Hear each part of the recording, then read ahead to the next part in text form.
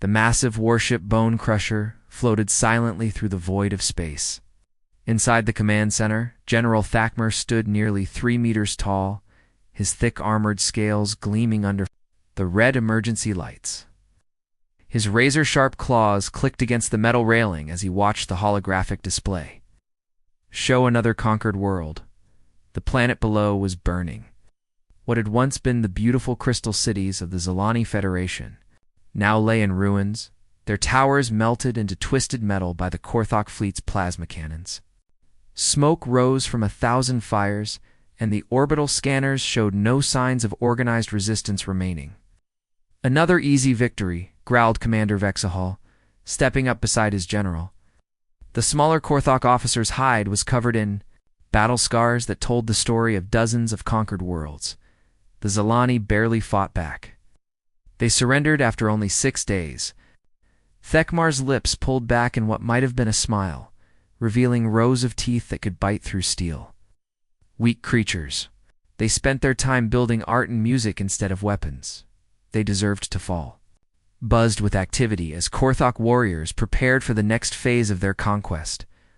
These reptilian giants had ruled the galaxy through fear for over 300 years. Born on the nightmare world of Vexstar, where the air itself could burn flesh, and the smallest predators could crush bones, the gravity was crushing, the atmosphere was toxic, and every creature on the planet was designed to hunt and kill. The Korthok had not only survived this hellish world, they had thrived on it.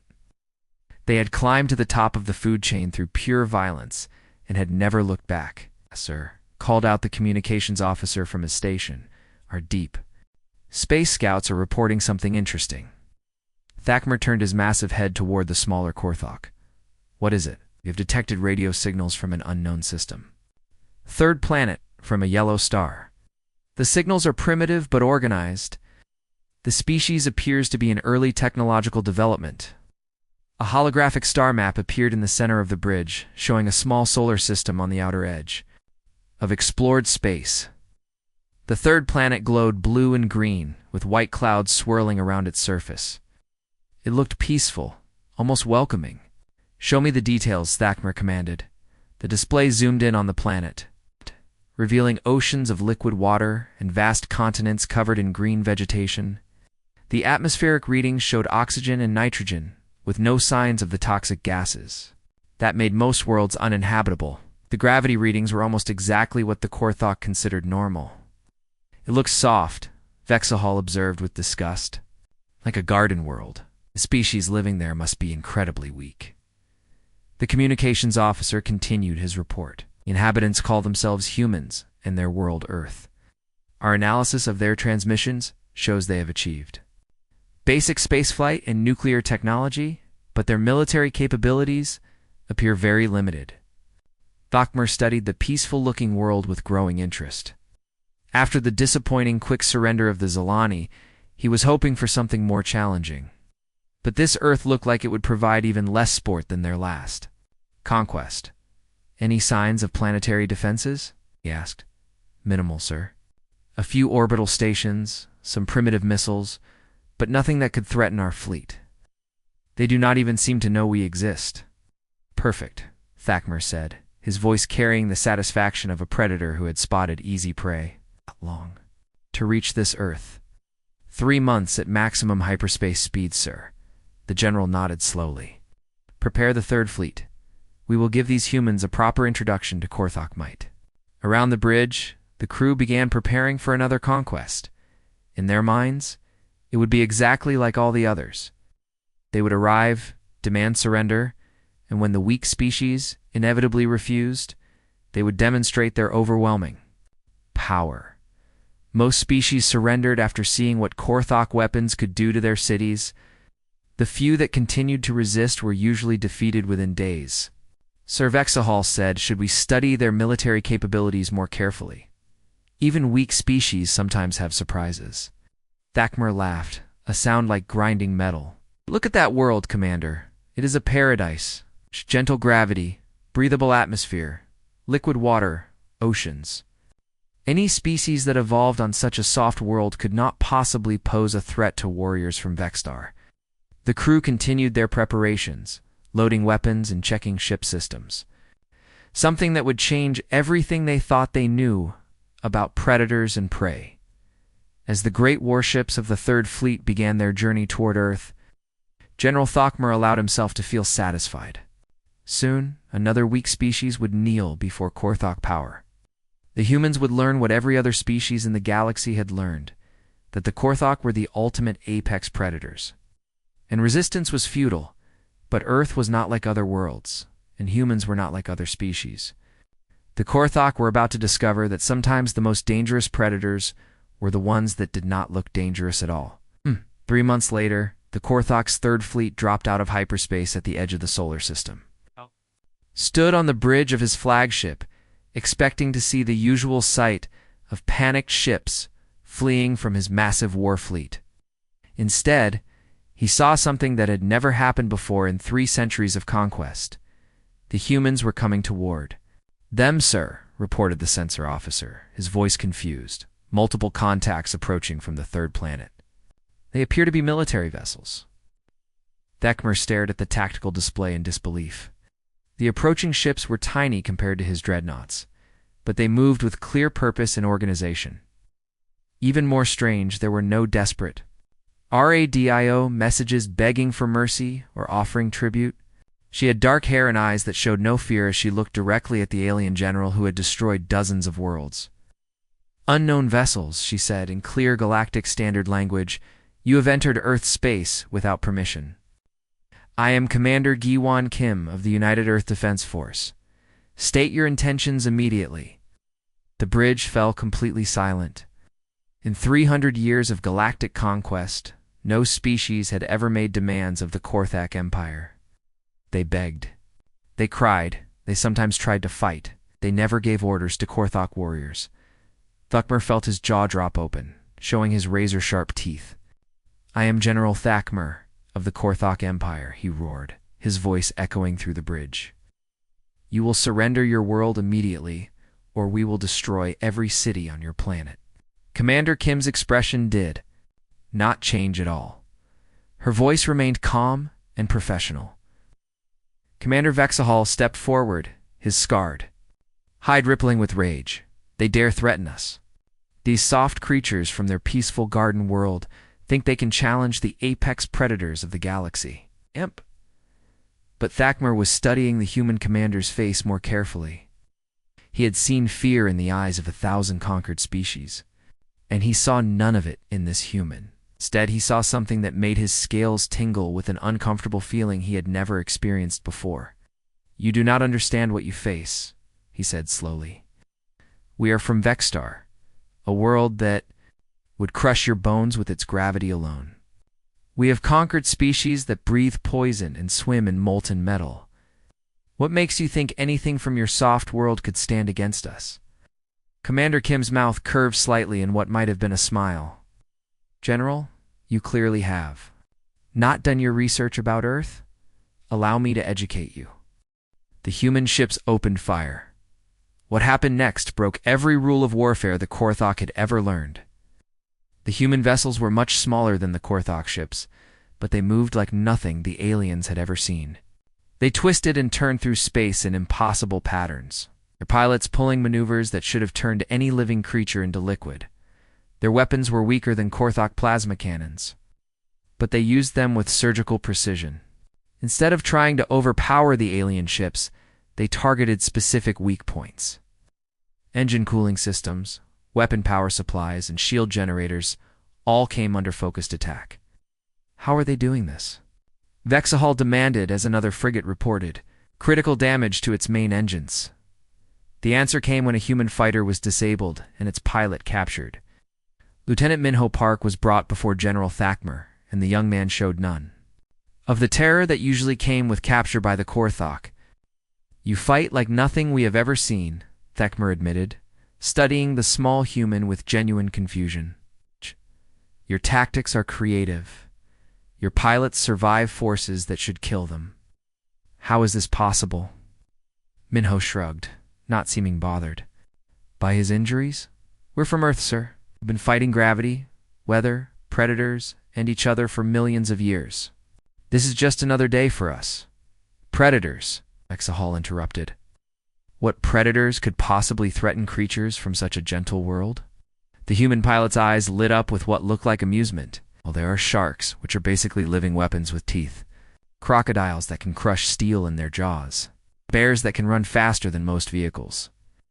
Tigers that hunt by hiding and attacking without warning. Spiders whose bite can kill in minutes. Those are just the ones we have not made extinct. Yet, the Korthok officers looked at each other with growing unease. These creatures sounded dangerous, but surely the human was lying. In your world's environment, Thakmer pressed. Earthquakes, giant waves, hurricanes, tornadoes, volcanoes, ice ages, asteroid impacts. Minho listed casually as if discussing the weather. Earth has tried to kill us with everything it has. We've survived disasters that wiped out creatures much bigger and stronger than us. We learned to live everywhere, from frozen wastelands to burning deserts to the bottom of the ocean. The more the human talked, the more uncomfortable the Korthok became. This did not sound like the soft, peaceful world they had expected to conquer. You lie, Exahal accused. No species could survive such conditions. Minho's smile was sharp and confident. Gentle, you are about to learn just how wrong you are. Earth did not make us soft. It made us survivors, and survivors never give up. As if his words were a signal, alarms began screaming throughout the Korthok flagship. The war was just beginning, and the Korthok were starting to realize they might not be the apex predators they thought they were. Captain Hyok Jang crawled through the narrow maintenance tunnel inside the Korthok warship Bloodtide, his breathing steady despite the crushing gravity that should have knocked him unconscious. The artificial gravity on the alien ship was 3 times stronger than Earth normal, a pressure that would kill most species instantly. For a human who had trained in Earth's deepest ocean trenches and highest mountains, it was just uncomfortable. Behind him, Sergeant Yoonbi Choi moved like a shadow through the tight space, her movements smooth and silent. The Korthok had built these service tunnels for their own use during ship construction, never imagining that an enemy could be small enough and flexible enough to use them to sneak inside their vessel. Target in sight, whispered Lieutenant Timan Shin through their communication system. The sniper had somehow found a hidden position with a clear view of the ship's command center. Despite the Korthok belief that their ship was completely safe from attack from within, the mission was simple but revolutionary. No species in galactic history had ever tried to board a Korthok ship during battle. The very idea was considered impossible suicide. But humans had a different approach to impossible things. Remember, Captain Jang's voice was barely audible? We are not trying to kill them all. We want to make them understand that nowhere is safe from us. Fear is our weapon here. The strike team moved through the ship like ghosts, avoiding the main hallways where massive Korthok warriors patrolled. Instead, they used cargo areas, maintenance spaces, and service passages that the aliens had never thought could be used by enemies. It was a lesson learned from thousands of years of human warfare. Every enemy left gaps, and humans were masters at finding and using those gaps. Admiral Keshtar was reading battle reports when all the lights went out. Emergency lighting cast. Strange shadows throughout the command center as the huge Korthok officer shouted orders to his crew. The ship's main power had been cut somehow. Possibly, the humans had reached the vessel's core systems. Seal all entrances, he roared. Send security teams to every level of the ship. But the humans were not where the Korthok expected them to be. They'd studied the ship's design during their approach, finding weaknesses the aliens had never considered. While Korthok security forces stomped through the main corridors, the human strike team moved through spaces no Korthok could fit into. Appearing where they were least expected, the first sign of their presence was sound. A recording of human children laughing and playing began echoing through the ship's communication system. To human ears, it was innocent and pleasant. To the Korthok, who had evolved from apex predators on a world where even the young were dangerous, the sound of young creatures laughing was deeply disturbing. It suggested fearlessness and complete lack of survival instinct, which terrified beings who had built their entire civilization on the idea that the strong always ate the weak. Turn that off, Admiral Keshtar commanded. But his communications officer was frantically trying to regain control of the ship's systems. Sir, they have accessed our entire computer network. They're broadcasting on all frequencies. And, sir, they are also transmitting to the rest of our fleet. Every ship is hearing this. As the laughter continued, now joined by what sounded like human music. Light, happy melodies that were completely wrong for the brutal reality of space warfare. It was psychological warfare of a type the Korthok had never seen. Instead of trying to scare through displays of strength, the humans were showing their complete lack of fear. There, security team spotted movement in an access corridor. Plasma fire erupted, but the humans had already moved.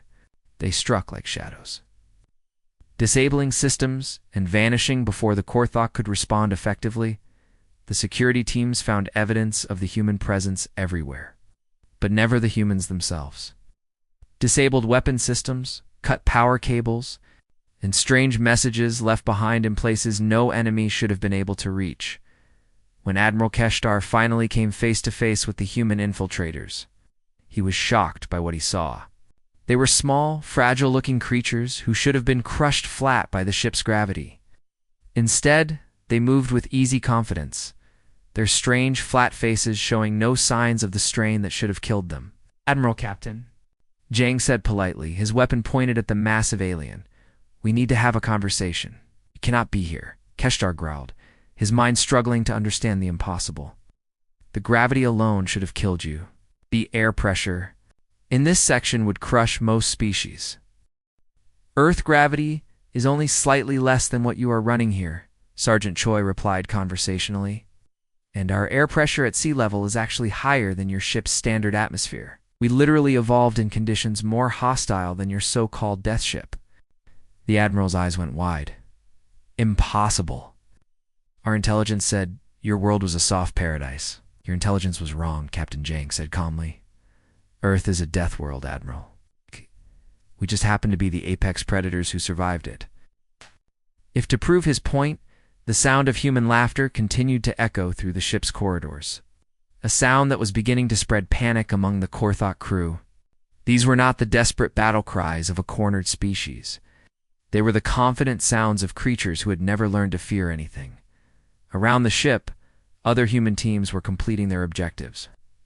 Computer systems were being downloaded, weapons were being disabled, and crew members were being captured for interrogation. The mighty Korthok warship was being taken apart from the inside by a handful of humans who treated the impossible as merely difficult. The hunters were learning what it meant to be hunted by something far more dangerous than themselves.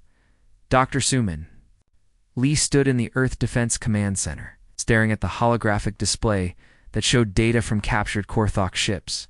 Around her, military officers planned humanity's next moves in the war, but she was focused entirely on the shocking information streaming from alien computer systems.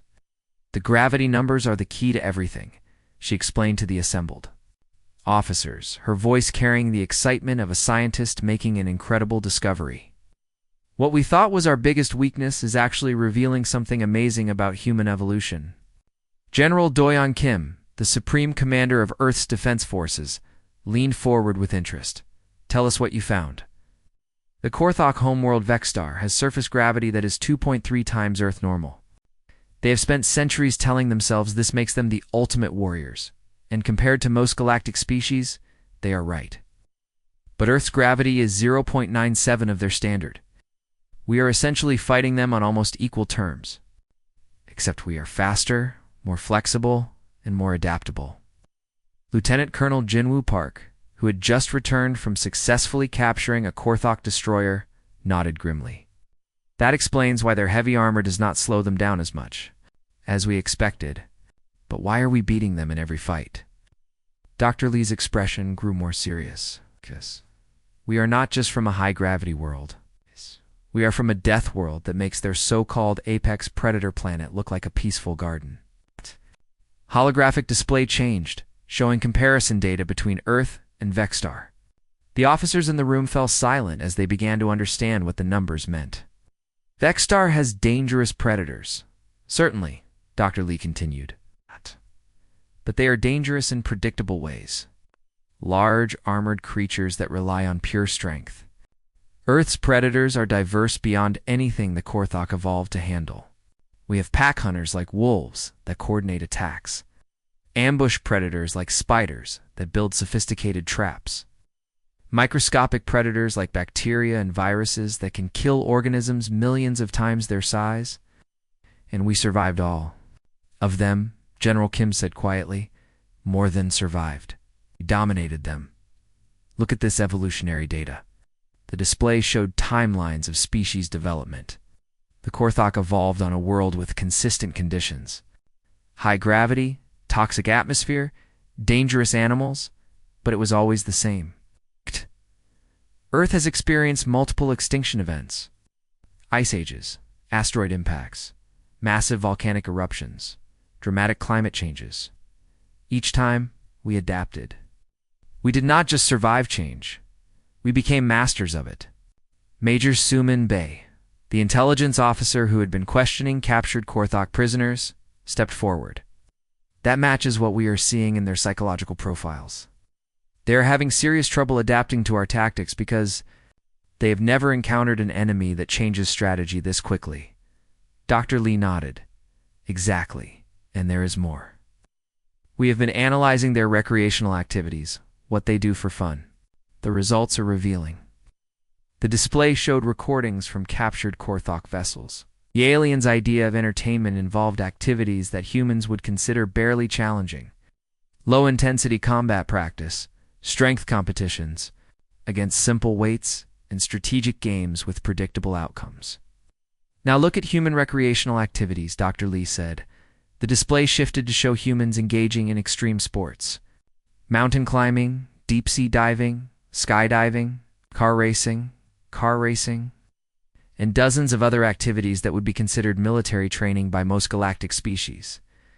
Dear God, whispered Colonel Park.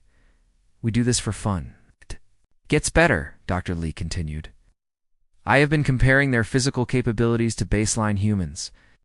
Remember, these are elite warriors from a species that considers itself the apex predator of the galaxy. The comparison analysis was shocking. Average human athletes routinely exceeded Korthok military fitness standards. Elite human performers achieved feats that the aliens' best warriors could not match. The truth was clear. Humanity's idea of recreational fun was more challenging than the Korthok's military training. There is something else, Major Bay said. They've been intercepting their communications. They are starting to understand what Earth is really like, and it is causing panic in their command structure. The display showed translated Korthok military messages. The content was revealing. The humans have tamed predators as companions. They call them pets and allow them to share their living spaces. Intercepted educational broadcasts show human children learning to handle dangerous chemicals and explosive devices as part of normal school curriculum. The humans regularly consume substances that would be toxic to most species, and they do it for pleasure. Their severe weather warnings describe conditions that would be considered mild on most inhabited worlds. Dr. Lee saved the most shocking revelation for last. Gentlemen, we have discovered something that changes everything we thought we knew about Deathworlds. The Korthok classify planets using a standard galactic scale. On this scale, Vexstar rates as a Class 9 Deathworld nearly uninhabitable. She paused for dramatic effect. Earth rates as a Class 12. The silence in the room was complete. Finally, General Kim spoke. You are telling us that we are not just from a Deathworld. We are from a planet that is more hostile than anything the galaxy has ever seen. Exactly. We did not just survive it. We made it our home. Turned it into a garden. We made it beautiful. Dr. Lee's voice carried deep pride. The Korthok call themselves apex predators, but they are about to learn what real apex predators look like. Outside the command center, the war continued. Now humanity understood something crucial. They were not the underdogs in this fight. They were the most dangerous species the galaxy had ever produced. They were just getting started. The revelation would change everything. Admiral Woojin Chung stood on the bridge of the UES Indomitable, watching the final Korthok fleet break apart in the space above. Earth, the massive alien warships that had once terrorized the galaxy, were now limping away from humanity's homeworld. with their weapons destroyed and their hulls damaged by precise human strikes. "Sir," reported Communications Officer G.A. Nam, "we are receiving surrender messages from the remaining Korthok vessels. Admiral Keshtar is asking permission to come aboard under a flag of truce." Through the bridge windows, Admiral Chung could see the proof of humanity's rapid advancement. Human ships now used improved Korthok technology, but with innovations the aliens had never thought of, where the Korthok had built their ships for intimidation and brute force. Humans had redesigned them for speed, efficiency, and tactical flexibility. Blow. His request, Admiral Chung decided, but keep full escort ships around him. This war has taught us never to assume anything is safe. 30 minutes later, Admiral Keshtar appeared on the transport platform, his massive form making the human. Officers around him looked tiny. The proud Korthok warrior who had once commanded the fear of entire star systems now moved with the careful steps of a defeated enemy seeking mercy. Admiral Chung Keshtar's voice carried none of its former arrogance. "I have come to discuss the terms of our surrender." "No terms are needed," Admiral Chung replied, his tone professional, but not unkind. "We are not interested in conquest, Admiral. We never were." The Korthok commander's confusion was obvious. "But you have defeated us. By galactic law, Earth now has the right to claim our territories, our resources, our populations as slaves." "We are not you," said Captain Sun-hee Park, stepping forward from her position beside the Admiral. "Did not fight this war to become galactic rulers. We fought it to protect our home and our freedom." Keshtar's eyes narrowed as he studied the human officers. "Then what do you want from us?" Admiral Chung said simply. "And an end to the Korthok Empire's expansion through conquest." The revelation seemed to hit the alien commander like a physical blow. "You are serious. You are actually willing to let us leave." "More than that," Captain Park continued. "We are willing to help you. Our intelligence shows that several of your former subject species are now in rebellion. Rather than leaving them to face your revenge, we are offering to help negotiate peaceful transitions to independence." It was too much for the Korthok Admiral to understand. In 3 centuries of galactic warfare, he had never met a species that fought with such deadly effectiveness only to offer mercy to their defeated enemies. "Why?" he asked, his voice barely above a whisper. Admiral Chung was quiet for a moment, thinking about his answer. "Because that is what it means to be human, Admiral. We do not fight because we enjoy it. We fight because we have to.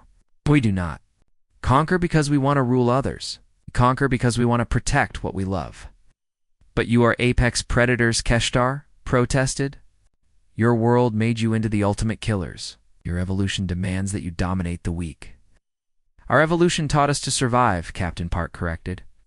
"But our civilization taught us to choose how we use that survival instinct. We can be predators when we need to be, but we can also be protectors, teachers, and friends." The conversation was interrupted by an urgent message from the bridge. "Admiral," reported Lieutenant Siok Min-han, "we are receiving distress signals from the Zilani system.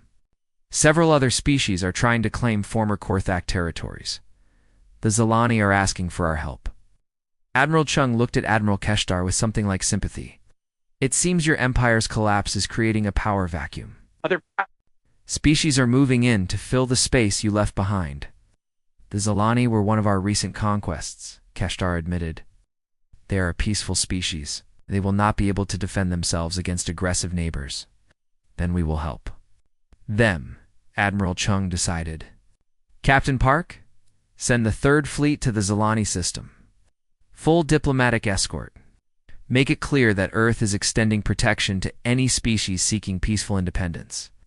The Korthak Admiral stared at the humans with something approaching. "Wonder, you are going to protect our former enemies? Species we conquered and enslaved. We are going to protect innocent beings from aggression," Admiral Chung corrected. "Whether they were your enemies or your allies does not matter to us. What matters is that they have the right to choose their own future." As the meeting ended, and preparations began for humanity's first major galactic peacekeeping operation, Admiral Keshtar found himself facing a truth that challenged everything his species had believed about power, strength, and survival. The humans were not just apex predators. They were apex protectors. Their evolution on Earth's death world had given them the strength to survive anything. Ow.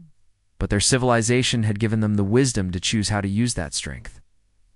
6 months later, Admiral Chung stood in the council chambers of the newly formed Galactic Peace Coalition.